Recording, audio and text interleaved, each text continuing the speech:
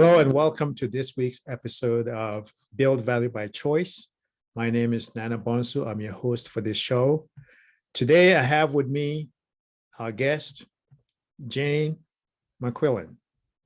Jayne is the president and CEO of Join Consulting, and she is also a CPA, a certified professional accountant, a certified exit planning advisor. She has an MBA, and she also was instrumental in establishing the Northeast chapter for the Exit Planning Institute over in Wisconsin, where she's from. Welcome to the show, Jayne. Thanks so much for having me, Nana. I'm just excited to be here. Great.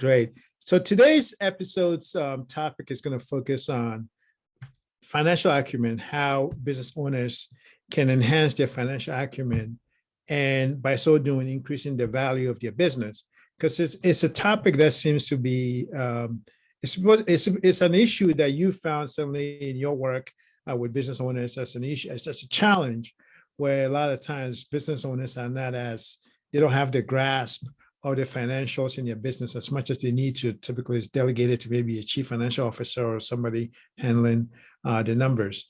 So I wanted to just kind of ask you just what drove your observation, and what are some of the first skill sets that business owners need to have when it comes to financial acumen? Yeah, in meeting, and we work with a lot of businesses in a variety of industries. And what we've learned through working with those business owners is that they didn't start their business because they were financial experts, right? They started it for a passion for something, whatever it was, could be a product, a service. And so they've delegated a lot of the financial work to others in their organization, but they really don't have a pulse as to what's driving profits, what's driving cash flow, and they really lose sight of that as a business owner, and specifically with businesses that are growing dramatically. That's a real problem because they can run out of cash very quickly without understanding those components. And so some of the key things that they need to understand is really just management of cash flow, understanding their billing cycles. When are they billing clients? When are they billing their customers? How quickly are they collecting that cash? And conversely, how quickly are they paying their bills? And managing that piece of it. And then the other piece is if they have inventory, assuming they're a manufacturer of some sort, how are they managing their inventory and inventory purchases? Because if they're funding their customers and if they're funding their suppliers, that working capital or the cash flow that they need to run their business goes up exponentially. And that's usually what we find is that most business owners equate profitability with cash flow. And they're very different. They're very different pieces. How are they different, and what is the consequence of that mix-up? Yeah, so profits will include everything, but primarily debt service and or, like I said, collections and that type of thing. So EBITDA, or earnings before interest, taxes, depreciation, and amortization, is usually something that business owners don't understand, but can replicate to some level cash flow. So we do start educating business owners on understanding how if you take your net income on your income statement and add back the non-cash or the financing vehicles such as depreciation, amortization, taxes, and interest on your debt, you can get to a relative cash flow component or cash flow basis for your business. But the big thing that's not included in there is their debt and the debt payments associated with that. And understanding that the debt or principal payments on your notes are not flowing through your income statement.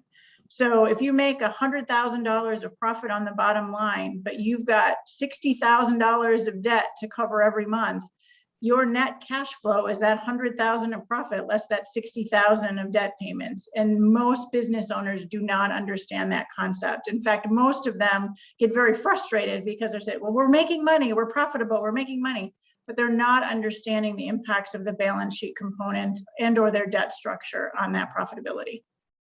Now, what because a lot of times, a lot of folks see that they don't want to deal with math. Yep. Or it's just maybe not an area of strength. But he has some reports. There's a way to visualize dashboard reports that can make it real simple. And for instance, I know the lady that wrote Unscramble Your Numbers, that book, Unscramble Your Numbers, she recommends looking at certain things, stagger out certain reports. So for instance, every week you need to look at your accounts receivable, your accounts payable, and accounts aging report. And maybe every month you look at your balance sheet or something like that, right? And every quarter something. How does that, how will that help? Because maybe, folks need to look at it because there's a whole bunch of different financial reports. And in order not to overwhelm these business owners who also have to look at so many other things, what are some of the, number one is every week or every month, so the things that they need to look at every week, what did they look at every month? What specifically can they quickly kind of zone in on and look at just so they get a grasp of what's going on with the numbers? Definitely on a weekly basis, they should be looking at their accounts receivable, aging to see if they're collecting on time or not collecting on time. That's going to be a good indicator to them as far as whether cash is going to be tight or not. In addition, looking at their accounts payable more from the standpoint of, are they paying within terms or are they paying early? What we find with some business owners is they want to pay all of their suppliers quickly, so they end up paying even in advance of terms, and so they're chewing up cash that they shouldn't be chewing up. So those are two critical pieces on a weekly basis. On a monthly basis, one of the most important reports, and I would say most business owners or most businesses don't generate, is the cash flow statement, because it ties the balance sheet and income statement together so well and really helps them understand where is their money being spent during the month, and takes into consideration that example I said before of debt payments, or whether or not receivables are growing at a rapid rate and they're not collecting cash quickly. So on a monthly basis, it gives them a really good snapshot of how they're running their business overall and the financial health of the business.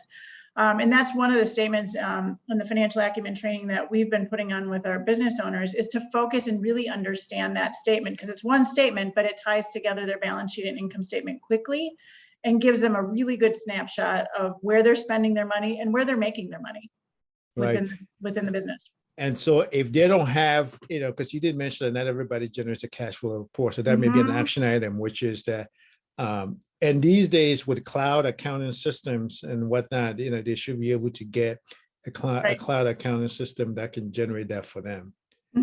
Yes.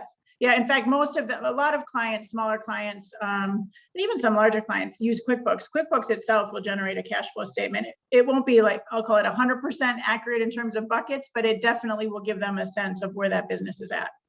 And then they can look at that, and how do they, also tie in, like, for instance, because if I am an auditor, I'm coming in, I'm probably also going to be asking for the actual bank balances, right? So what are some of the things that they can do, which is in order for the business owner to make sure, because they want to do their own due diligence before an external person comes to take a look at their books, right? So how do they tie in their bank balance, right? The company's bank balance report with their cash flow report and maybe some invoices. And they're not going to, the cash flow statement will tie to their balance sheet. So whatever the ending cash is will tie to their balance sheet. But to your point, in terms of the bank account statement, obviously there's going to be timing differences. So they need to do a bank reconciliation. And I see a lot of companies and a lot of accountants within those smaller companies where they're reconciling cash every day to the bank account based on what cleared the account, what's still outstanding. But for the most part, if they have a bank reconciliation done monthly, which they should do anyway, that's what will tie to their cash on their balance sheet. But the cash flow statement itself will not tie directly to the bank statement, because it doesn't take into consideration any float time of checks clearing the bank or deposits not having been posted yet. Right. So if I'm to summarize, essentially, number one is there's certain reports that you absolutely need to look at. You talk about the accounts receivable, aging, accounts payable reports on a weekly basis, cash flow report on a monthly basis. You talk about what they need to look at. If they don't understand what you're looking at, like certain terms like EBITDA and those things, that's where they need to get educated. They need to enroll in certain training like yours and things of Yeah, that sort. exactly. And one of the biggest things I think for business owners is they don't need to become accountants. That's not the intent of the business owner, is to become the accountant, but they do need to understand what are the key drivers to their business in terms of both profitability, but also cash flow. Because at the end of the day, if they don't have cash, and I've seen businesses in the past where they've been extremely profitable businesses, but they were on the brink of going out of business because they ran out of cash in the process. So the business owners need to be at least educated at that high level to understand what those drivers are and what are the critical things that could really take them out of business. Yeah, because as a matter of fact, that was one of the main issues that came out of the 2008 financial crisis, the global Right. financial crisis, right? A lot of profitable companies went out of business because they just, didn't have cash. They were Right. profitable, but there was no cash. Right. So in terms of cash and the cash flow, there are two main levers, right, that business owners or businesses, in general tend to have. One is they can accelerate, because you were talking about how sometimes businesses pay their debts, or APs, accounts payable, too fast. Right. So the question is, how do they slow down their cash going out? Yep. Let the cash work for them as long as possible. And also, how do they shorten the cash, Yep. accelerate the cash coming in? Yeah.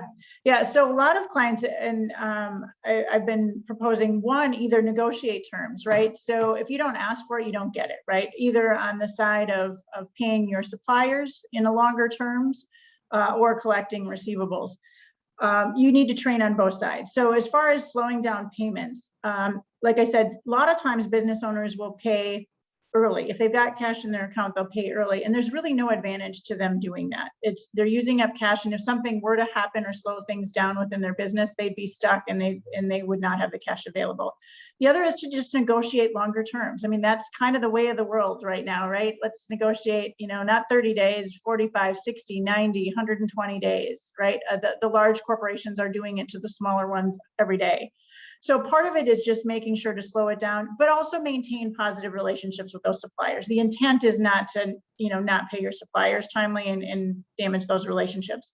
On the flip side, from a collection standpoint, on the accounts receivable side, it really is a couple different things. One, how often are you billing? Some people are billing once a month. Well, what if you bill twice a month or weekly or as soon as it ships, right? There's a lot of different ways to speed it up just based on when you're invoicing. The other is prepayments or down payments. I see it a lot, obviously, with service industries or even in the construction market, of requesting down payments on projects. So now you're funding it on the front end, paying for materials, paying for whatever services. So essentially they're prepaying for the service being provided. Those are just a couple of ways that can really speed up that cycle and have a significant impact on your cash flow. Yeah, I mean, there's this book, Built to Sell. Yeah. And the protagonist, Alex Rojo, and one of the issues that they ran into was they were having to report their projects, but they were billing at the end of the project. So their cash was used to actually buy materials, and therefore he was getting killed on the cash flow side. So. Yeah. The progress billings, construction, obviously it's very typical in construction to have that. But like I said, down payments are becoming more of the ordinary. Or again, just progress billings in general for services, where people will bill at the first of the month, for the month of service being provided. So they're essentially pre-billing for the work to be provided. And that makes a huge difference, again, in terms of managing their cash flow and not having to dig into their own lines of credit or other vehicles. Yes. That's great. So let's talk about assets. Yeah. Because I mentioned the book, Seeing the Big Picture, by Kevin Cope. I don't know if I mentioned it yet, but he talks about 5 things that business owners need to know, but 3 of them were like financial related. So cash, we already talked about cash, and we talk about profits. Now, assets. One of the things that a lot of time these days, in particular, because gone in the industrial age, it used to be a lot more physical assets, right? But these days it's a lot of non-physical, intangible assets. How do business owners get a handle on the type of intangible assets they have, so they can get them valued and evaluated, to make sure that they have a valuable business? Because a lot of times, a lot of businesses, actually, the intangible business tend to value more than the actual physical assets that they have. Yeah. So in terms of valuations of intangibles, typically the only time you're going to get a true, I'll call it valuation of an intangible asset is going to be some form of intellectual property. You've developed a certain process system, et cetera, that can be valued.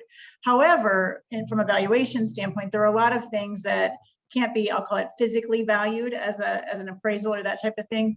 And that comes down to, recurring revenue streams, for example, within a business. Those are significantly valuable because they're predictable, they're reliable, they're repeatable, right?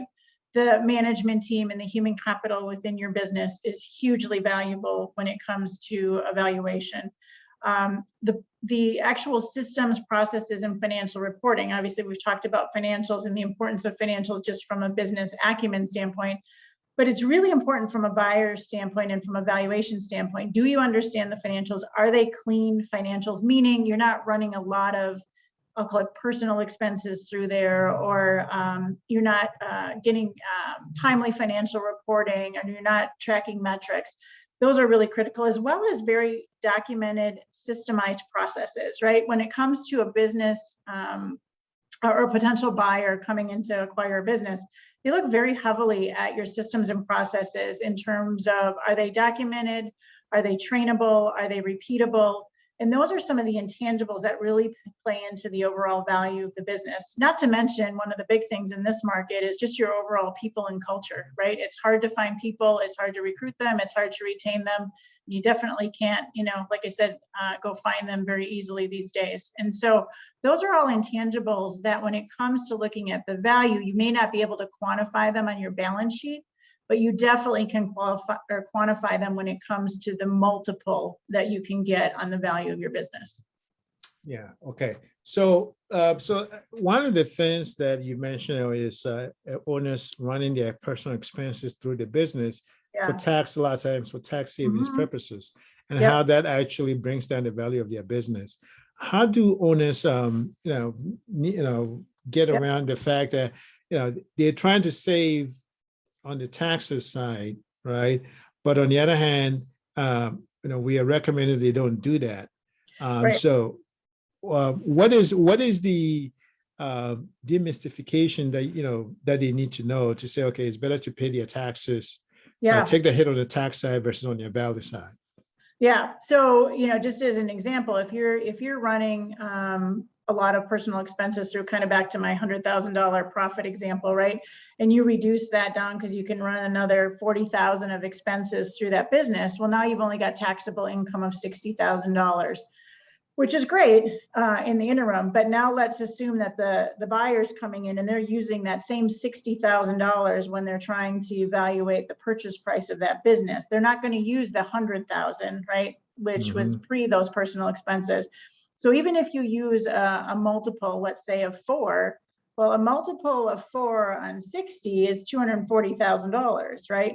A multiple of 4 on 100,000 is $400,000. So the little bit of tax savings they had on that $40,000 of personal expenses is costing them way more in the value of their business than if they would have not ran through those personal expenses. So one of the big things that we tell business owners, if they've been doing a lot of that, is, if you're looking to sell in the next 2 to 3 years, clean up your statements. Don't run the personal stuff through there. Make sure that it is really true to what a buyer would be buying, and you will get paid for that in a valuation. It's worth more to you than the reduction in taxes that you're taking on those couple of years. One of the things that you just mentioned is multiple, and that's part of, if we want to get people, not everybody may be familiar with this term, multiple. What is it about multiple that, increasing their, that makes it relevant to the increase of their financial acumen? What exactly is it, and why is it so important? Yeah, so multiple is a I'll call it a standard valuation methodology that is typically applied to the EBITDA, or earnings before interest, taxes, depreciation, and amortization. And using the EBITDA as that baseline really normalizes comparison between businesses. And the multiple comes into play in terms of a couple of things that business owners can control and a couple of things that they can't. One is just the overall private equity markets help to drive multiples. And a multiple is, again, applied to the EBITDA in most situations. But in this market, in which it has been for the last probably 7-8 years, it's been a very strong market for sellers. And there's a lot of cash in the market. And so that helps drive up, from an equity market standpoint, the multiple in that business. What else drives that the business owner can control is some of the things that we talked about in terms of recurring revenue streams, clean financials, processes and systems, their management team, the lack of dependency on a business owner. So there's a lot of intangibles that can move you from a low multiple, let's say a 2 or a 3, up to a 5, 6, or 7, or much more than that. Industries that you're in obviously drive some of that. But what you can do as a business owner to drive that up is everything that we've kind of been talking about, is managing your business well, managing it such that you can run it without you, which is a big part of that, but also making sure that you're constantly focused on improving the overall performance of the business, which comes back to, again, the financials and the metrics and the overall profitability and growth piece of that. Yeah. So speaking of metrics, so one of the first questions, somebody asked the business owners, what's your margin? Right. Yeah. So the other thing is, what's your EBITDA? And a lot of times, like you said, a lot of folks just don't talk about EBITDA a lot, but that's the most important kind of thing, or at least that's for the market valuation margin. Right. Yep. Exactly. So what are some of the things that every business owner needs to know, like, at the back of your hand, like they need to know, like, if they got woken up from their sleep, what's your margin? What's your EBITDA? What are some of the things that they need to know, like, like second nature? Yeah, those are definitely 2 of them. Obviously, Right. Understanding your gross margin and knowing how that's tracking. So trends, I always say metrics as a general statement, you've got to have metrics that are compared to something, right? Metrics in isolation don't mean anything. Typically, metrics or trends in metrics are really what are significant, but understanding your gross profit margin is critical. Understanding your net profit is also very critical, but also understanding your EBITDA and what that EBITDA looks like, typically on a trailing 12 months, meaning at any point in time, what did the last 12 months total EBITDA look like?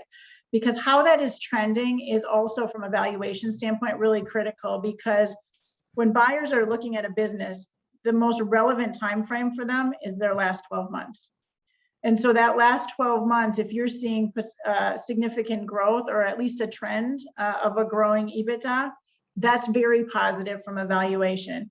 Obviously, everybody went through 2020 and the pandemic, and fortunately, because everybody experienced that, most businesses have rebounded from that, and it's not even being considered, right, as far as that downturn. But understanding a couple of those critical things are very important.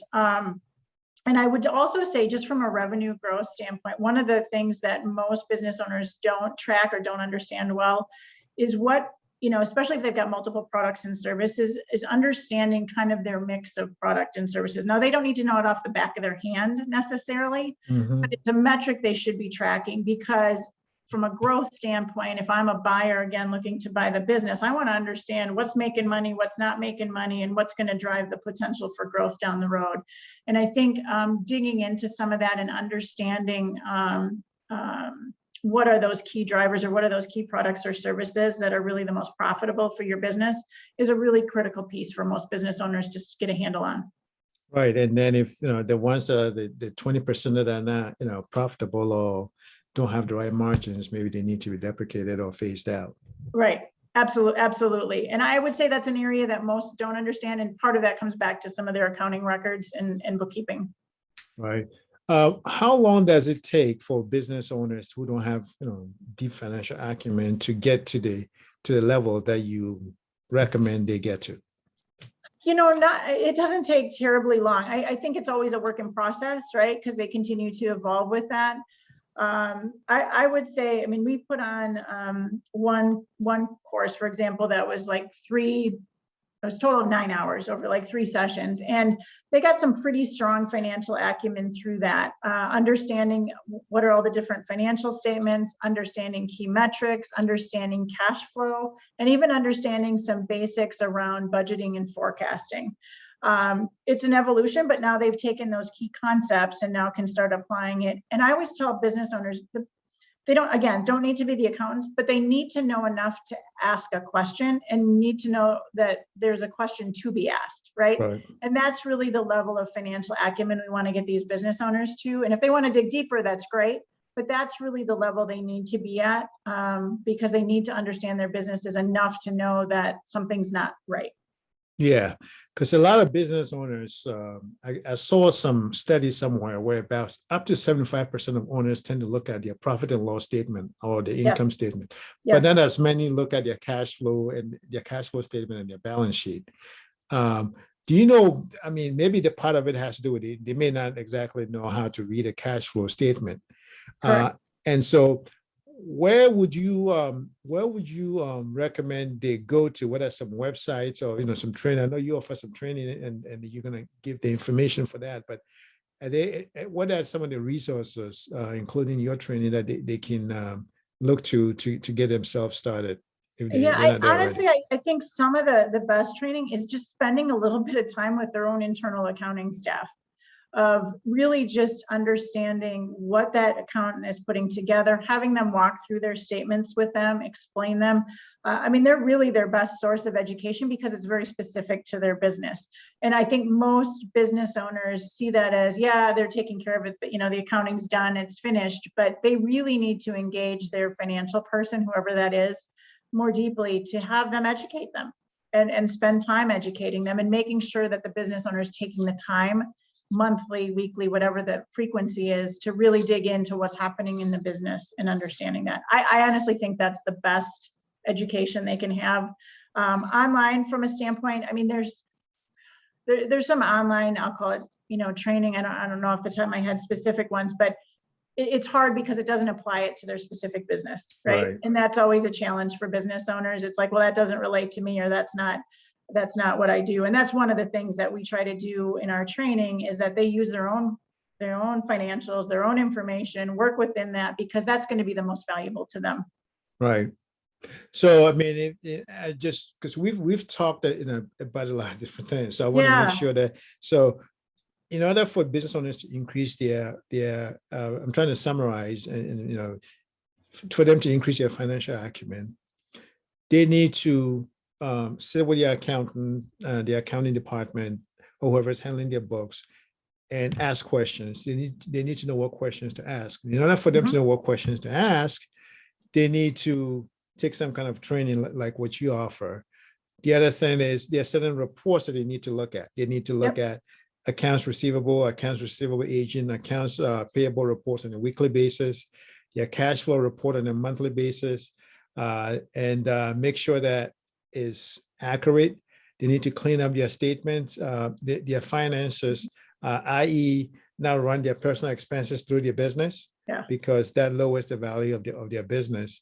And the way it does lower the values, because even though the taxable income is reduced, that's what an acquirer is going to be looking at. They're not going to be looking at the 100,000 example that you give, but they're going to be looking at, say, the 60,000 taxable income as the value to start from, to use as a multiple.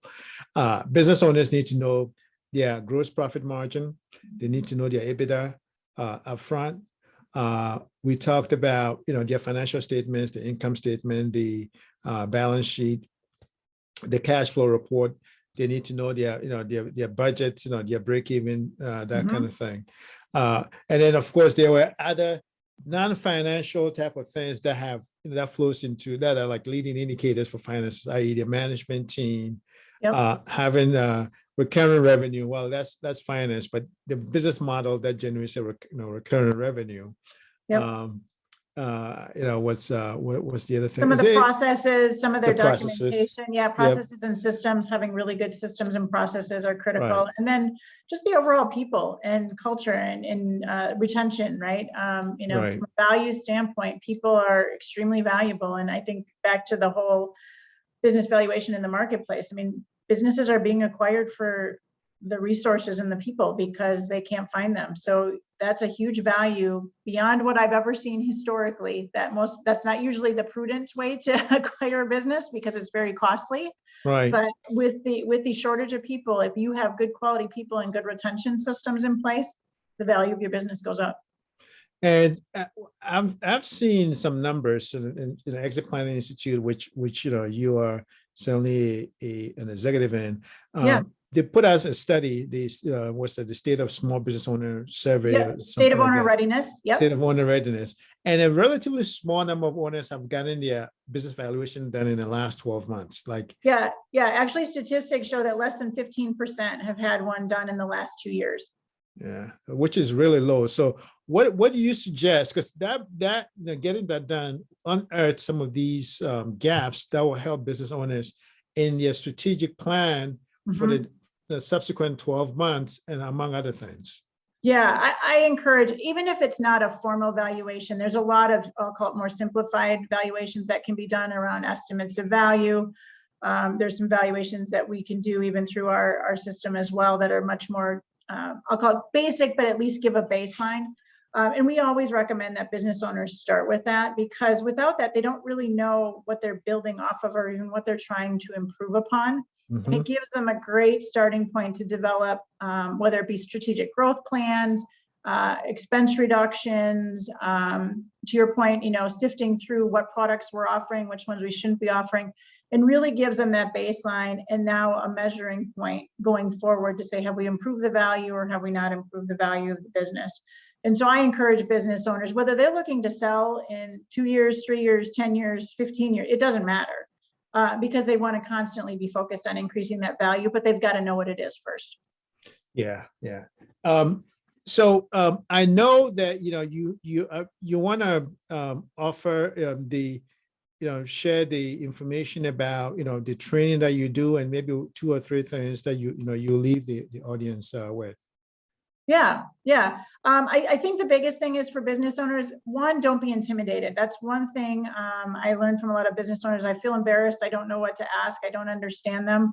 I encourage you to ask. And whether it's our training, which you can, go to our website, which I don't know if Nana, you're going to provide that or not. Yeah, we'll provide that. And be able to access that training. But I would encourage you strongly to just spend some time and don't feel embarrassed about asking the question. It's not your area of expertise, but it's very important that you understand it. The other is from a standpoint of growing value in your business, start with evaluation. Even if it's a simple estimate of value, there's many resources, whether it be M&A advisors, we do estimates of value, accounting firms do it. There's a lot of places to go get these done, but get yourself a baseline valuation. And then from that, really start developing goals and action plans to start increasing the value, not only on the profit and loss statement, but intangibly improving your overall business, because it will pay multiples, literally, upon the sale. Final question, what pain point have you seen that, come out of business owners who don't have the right financial acumen that they need to manage their business, accurately? The biggest pain point I find is when, as all business cycles happen, they're up and down. When they don't understand the financials of their business, they're not proactive in planning for a downturn or a slowdown.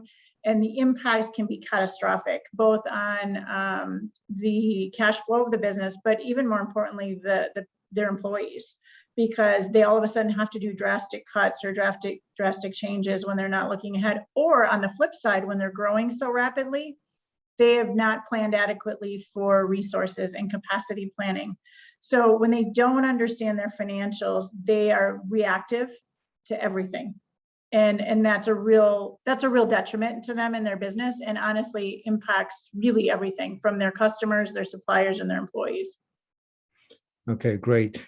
So if folks want to get in, follow your work, or how do they get in contact with you or follow your work on social media? Yeah, absolutely. Definitely. Well, definitely go to our website. We've got lots of information and blog posts, as well as updated trainings that we've got, and that's at www.journeyconsult.com. And you can sign up for our blogs and newsletters as well. Plus, also follow us on LinkedIn. We are not on Facebook, but we are on LinkedIn under journeyconsult.com as well. journeyconsulting.com. Or they can reach me directly as well. Either through email or call our office at 920-770-4141 or J McQuillan, McQuillan at journeyconsult.com. That's great. We certainly appreciate your time that you spend with us sharing your knowledge. That's a very, very important topic because finance is the lifeblood of any business. So having that skill set is certainly very important.